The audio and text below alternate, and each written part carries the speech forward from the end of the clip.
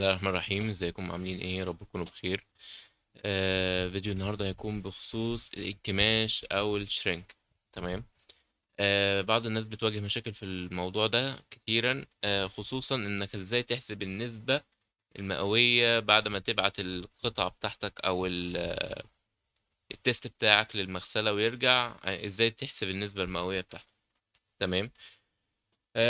هنختصر الموضوع ده كتير، مش هنتكلم فيه على طول لان انا عامل اداة خاصة بالموضوع ده دلوقتي وهنشوفها مع بعض. الأداة دي بتتكلم عن إيه؟ بتتكلم، هي عبارة عن كالكوليتور بسيطة. تمام. هتحسب النسبة بأوبشن إيه. طبعا عارفين إن الجيربر لو ضفنا له النسبة وليه نجرب. طيب هنعمل هنا مثلا verify line length. تمام. كده عن المربعين اللي عندنا دول هنختبرهم 100 في 100، 100 سنتي في 100 سنتي، متر في متر، باختصار. طيب انا لو المغسله بتاعتي قالت لي الانكماش بتاعك 10% وليكن. تمام. فانا بخش على ادفانسد عشان اضيف الشرينك بتاعي، بحيث ان هو بعد ما يروح يتغسل ويرجع يبقى المتر بتاعي زي ما هو. فاقول له -10 في الاكس و-10 في الواي، وندوس كده كليك يمين اوكي. تمام. طيب دي النسبة المركبة بتاعت جيربر، ليه هي بتبقى 111 مش 110؟ هو سايب لك سنتي وواحد ملي امان ليك، فده حلو. ولكن ولكن ممكن يزود معاك في الاستهلاك. في ناس بتحب تاخد الريسك وتقول لك لا، انا عايز ال 110 110، هديك 10% انكماش تديها لي 110. ازاي؟ ما اعرفش. طيب نعملها ازاي؟ اولا بس نشوف معانا الاداة دي بتشتغل ازاي. طيب انا عندي الاوريجينال بتاعي وعايز اشتغل على النسبة بتاع الجيربر واضيف براحتي.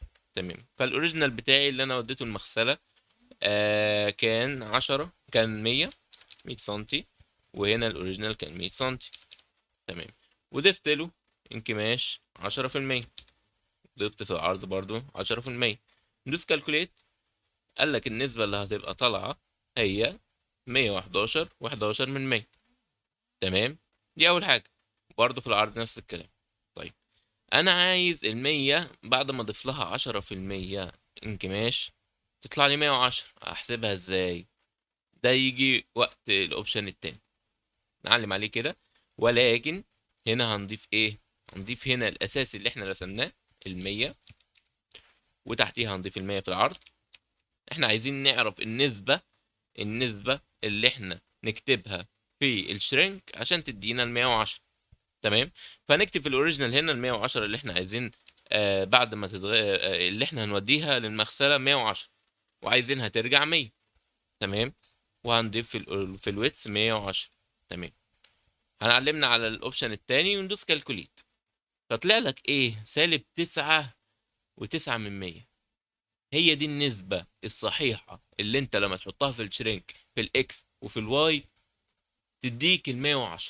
تمام. هي ممكن تختلف من مقاس لمقاس ومن نسبة وكسور والليلة والحوار. فهو دي النسبة بتاعت القيمة دي. فلو جربناها هنا، كليك يمين كوبي وننزل دي تحت، ونخش على ادفانسد شرينك ونعدل الاكس هنا نخليها سالب القيمة اللي احنا حطيناها، وبرده هنا برده كده زي بعضيها الاتنين في الاكس والواي، وعلمنا كده كليك يمين اوكي. بقت 110 في الطول و110 في العرض. فهنا بقى الصافي بتاعك بنسبة الانكماش ولكن بالظبط. تمام. ممكن تقل وممكن تزيد، بس ما عندكش امان، ما عندكش تولرنس، ما عندكش سماحيات. ممكن تنزل عن السماحيات وممكن تعلى عن السماحيات. ولكن هنا في الاوبشن التاني اللي هو تبع جيربر، ان هو بيديك نسبة امان لو زادت شوية عن المطلوب ماشي، انما لو قلت هيبقى فيها مشكلة. تمام. نجرب تاني ولكن مع حاجة اصعب. نقول كرييت مثلا حاجة فيها كسور، وليكن مثلا 45، 89 مثلا، 89 في 45.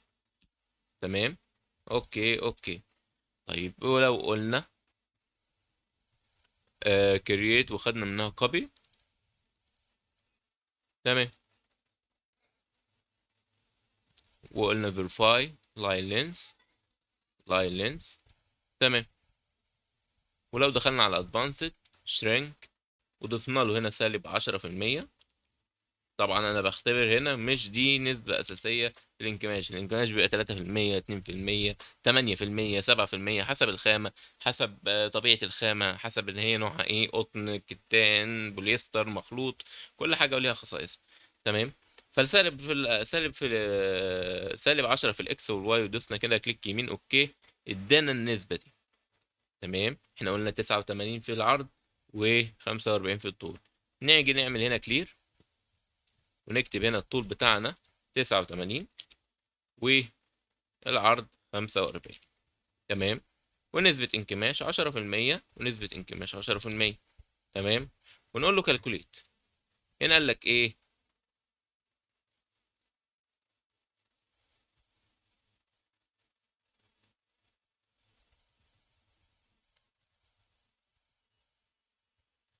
بص بقى، عملت معانا مشكلة ليه؟ لان احنا كنا مغيرين الاوبشن بتاعنا. فهنا نعمل كلير تاني، ونختار جيربر عشان يدينا النسبة بتاعت جيربر. العرض بتاعنا 89، والطول بتاعنا 45. تمام. والنسبة هنا 10%، والنسبة هنا 10%. ونقول له كالكوليت. قال لك ايه بقى؟ هنا 98 و89%، في الارتفاع 50 سنتي. لحد هنا احنا تمام. تمام. طيب، انا وديت المغسلة انا وديت المغسلة نعمل كلير كده.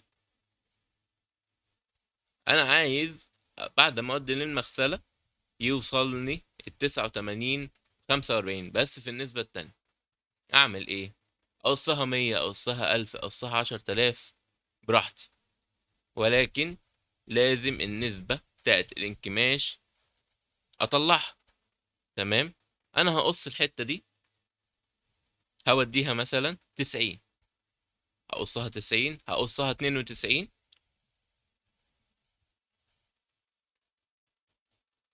هقصها 92 في 45. تمام. وانا عايزها تبقى 89 في 45. انا عايز النسبة اللي عاملها انكماش تديني النسبة دي. تمام. نقول له كالكوليت. قال لك سالب 3.26 في الطول، وفي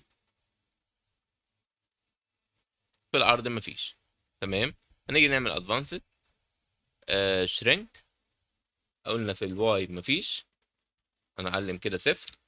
وفي الاكس هنخليها النسبة اللي هي كام؟ سالب 3.26. سالب 3.26. نختار كده كليك يمين اوكي.